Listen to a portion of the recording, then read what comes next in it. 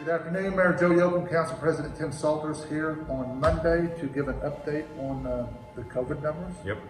Today it shows that we are up to 441 cases. It's 7 new since yesterday. Yep. But the most that we could have in isolation or quarantine is actually 78 Yep. out of that 441.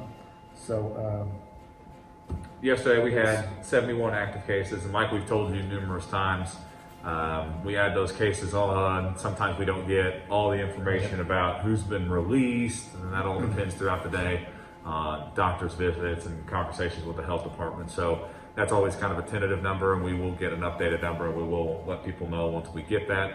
But like the mayor said, that total number, the new cases is 7.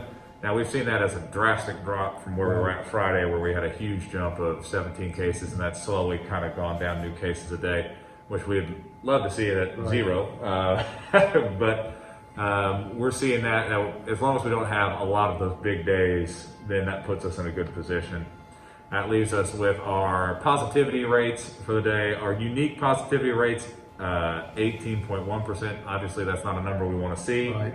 But if we look at our all total test, the one that not only the new one that we've been using, but the one that you see most of the states in the United States use, our 7-day total test is at 8.8%. I know people always ask us that question, well, what makes this different? One, the total test is the one that you do. So if I get a test, let's say I get it tested 3 or 4 times. Each time I get tested, it counts as an individual and a test.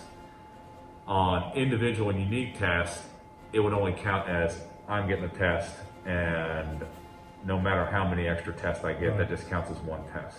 So that's why you see a larger number with the unique one compared to the total test. And we saw the switch of Indiana going to the total test because it was a more accurate representation of what you were seeing in the United States.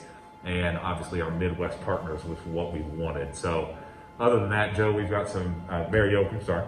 We've got some good news on, I think, numbers that we've been testing. Right. So Right. we can kind of go into that, but we test a lot of people. Right. I think total test given, we're getting close to 7,000. Yeah. So And when you look at a population of Knox County, I mean, that's almost a sixth. So right. that's a lot. And then total individuals is, individuals is about almost 5,000 right now. So, yeah. So, I mean, that's good that we're testing that many people. And the key things about testing that many people is that we can identify them quickly, get them the care they need, and also keep them quarantined the rest from the regular population so that you're not passing this on. Right. And other than that, tonight is meeting night. Yep. Board of Works is 5 o'clock, City Council at 6. Again, if you attend those meetings in person, you will do your temperature check, sign in, wear a mask. But we also encourage you to, rather than come here, watch it live, Facebook Live. Board of Works is on the mayor's Facebook. The council meeting will be on the mayor's Facebook as well as the council Facebook. So we encourage you to participate that way. Yep, and we've had a lot of people watching on those venues.